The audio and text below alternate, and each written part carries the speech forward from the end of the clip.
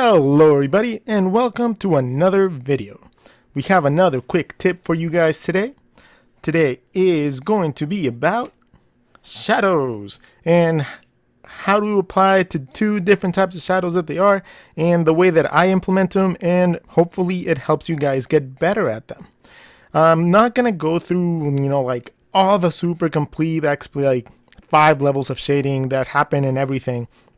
No. I'm going to show you guys how I color and eyeshadow most of my things, and then hopefully you guys understand a little bit better by the end of it, and you guys can apply that knowledge to your own things. So let's get to it. So let's first things first. What are the two types of shadows that I like to use? Well, first kind of shadow, let's say that we have just a normal sphere, right? The first kind of shadows are shape shadows. So we're going to name these shape shadows. And what are these? Well, these are all the shadows that make a shape look like they're supposed to. So, for example, in a sphere, if you didn't have these shadows, you would literally just have that. So the shadows by themselves are providing this type of like roundature or the volume to the actual shape. The other kind of shadows that we have are cast shadows. And these are the ones that are being cast. Let's say the light is coming from this direction, right? That's how I have it set up. Boop. So there's going to be a shadow that's being cast by the object. If I had another object right here, let's say this thing right here. Boom. If it's the same light coming this way, it would cast a shadow onto the bottom of it.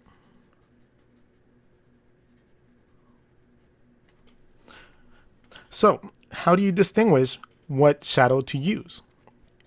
Well, the two other differences between these shadows is that form shadows, or these, the ones that go like show you the roundness of an object, these are typically soft shadows.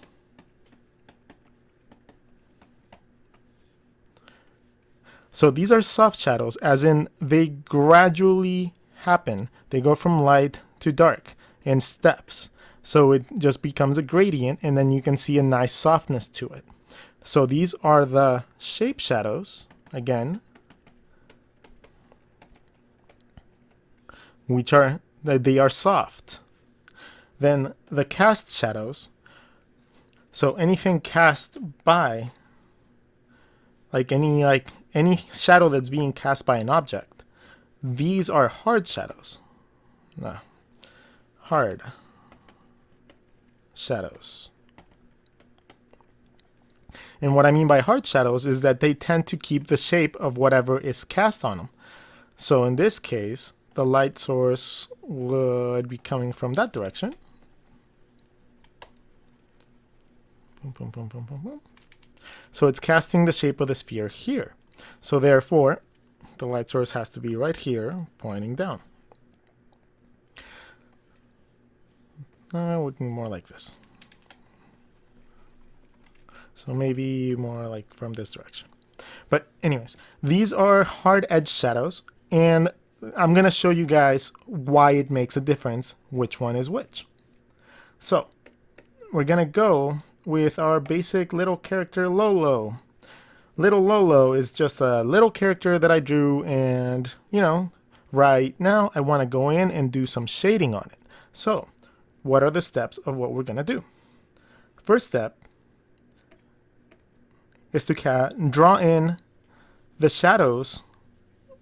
And if you're using this can be on traditional media as well. You don't have to necessarily be on the computer to be able to do this. Let's see. We're going to zoom in a little bit. Okay. So first we draw in. You're going to draw a little general idea of where the shadows are going to be. If you're using pencil, use pencil and then just kind of shape them in there. And then if you're using any other medium like markers and stuff like that, you might have to be a little more careful. But for this right now, just listen to my general consensus of everything, and then you guys can modify that to whatever medium you guys are using. So first I'm going to rough in the shape of the shadows of that will be the shape shadows. So anything that's supposed to have an actual volume, and for example right here I did it on the eyes because I need to make sure that this eye looks round, right? That I need for that eye to look round. I need for the little line under the jaw right here. This is going to be like a shadow that's being cast. The hair is a little tricky because you have to make sure that if you're not drawing realistic hair, all these little sections are literally broken down into different sections. So this is a cylinder, so this is colored in. Let's see. Let's go back. So this is like, this would be like a cylinder looking thing. Let's make it in white so you guys can see it. So that's why I colored this part in. This back part, it's also like a cylinder. So that's why I colored this part in. And so far and so forth. I think I also missed a shadow right here. And I didn't color this part in because this would just create a shadow down here. So this has a little bit of volume because if this was like a burrito, this would be the backside of the burrito. If you have, you know, little tiny things like here, the horns, just a little bit of like shadow so you can actually play with it later. Then the next step is to soften those same shadows. So you're gonna go from this, which is like just very roughed in images or roughed in shapes of the shadows, and then you're gonna fill it in and you're gonna smooth it out. You can either use a blender tool from, you know, with your finger when it comes down to traditional media, or you can use the blend tools that come with whatever program you're using. It could be Photoshop, it could be Manga Studio, it could be anything. All the programs come with a little blending tool. So you can just take the edges and blend them all in, and they start looking nice and soft. So the next step is to go in and do the cast shadows. So these are any of the shadows that are going to be there because another object is hitting them. And I'm going to go through these real fast. For example, this one right here, let's do it on white. This one right here is because of the hair right here. So it's hitting the light, it's casting a shadow. Here would be like the eyelid that would create a little bit of a shadow. This is where the eye, like this part of the earlobe would cast a little bit of a shadow. The ear would cast a shadow. This is pretty much because all of this volume is casting a shadow behind there. And then this area right here is also being hidden by this one and the rest of the hair.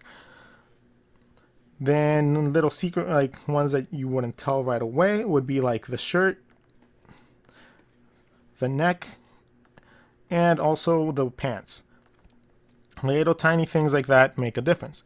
And then once you, don't forget to actually add the shadows that your character is making on the actual environment. If you're just drawing your character like that, that's perfect. This grounds it, and this makes it look like it's a little bit more into the scene. And then the next thing you just got to do, like, is combine both of them. And if you did this step first, and you're doing traditional media, all you got to do is go over little tiny sections where your hard shadows are.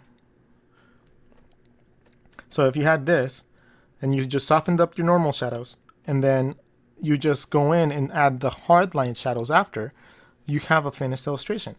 When it comes down to highlights, let's make this a little smaller. Well, highlights, I wouldn't consider that part of the shadowing, but it's something that you have to take into consideration anyways. So highlights would just be added at the end. And let's say let's just say the heat is coming from that direction, the light. So highlights would be something like this. Highlights can be soft or hard as well. depending on what is casting the light on the actual thing, and depending on the texture of the actual object. So something that's more glossy will have super sharp highlights. If something is very soft like hair, and you can, or skin for the most part. Let's say we have this. Where are my highlights? This. I'm gonna add some highlight here and a little bit of highlight here.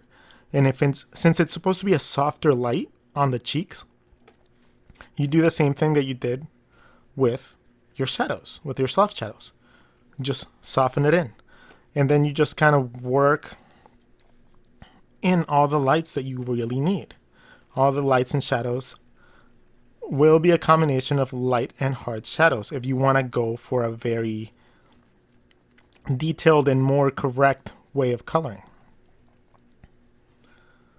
And it's going to be different variations, different levels, and you'll eventually be able to get it. It's going to take a while. It's not going to be something that you can pick up right away. But learning these little concepts, like little tiny things like this, will make a huge difference when it comes down to your illustrations down the line. Maybe the highlights in the hair aren't that strong because she didn't wash her hair that day, but they would still be there. As easy as that. Maybe she has really shimmery pants. So, but they're not like super, they're not like sparkly, they're just shimmery. So you blend it in a little bit. And there you go. You have a lot of different effects that you can do really quickly, and that's how I normally go in and color all my stuff. This video, quick tips, wasn't necessarily so quick. It still took like 12 minutes. I'll try to get better at these, but I hope you guys have a wonderful day. I'll catch you guys in the next video, and if you guys want to be part of my Patreon, I'm going to start posting next week. So you guys should go over to my Patreon and sign up if you haven't yet. So I'll see you guys in the next video. Hope you guys learned a little bit, and I'll see you in the next video again for like the third time. All right, bye. Thank you guys so much for watching my video. If you guys want to see some more of my stuff, make sure to click on the links to the left and to the right for more content from your favorite artist, Rodgon. And if you guys want to come support on Patreon, make sure to follow me on Patreon for some goodies, posters, prints, whatever, and I'll see you guys in the next one.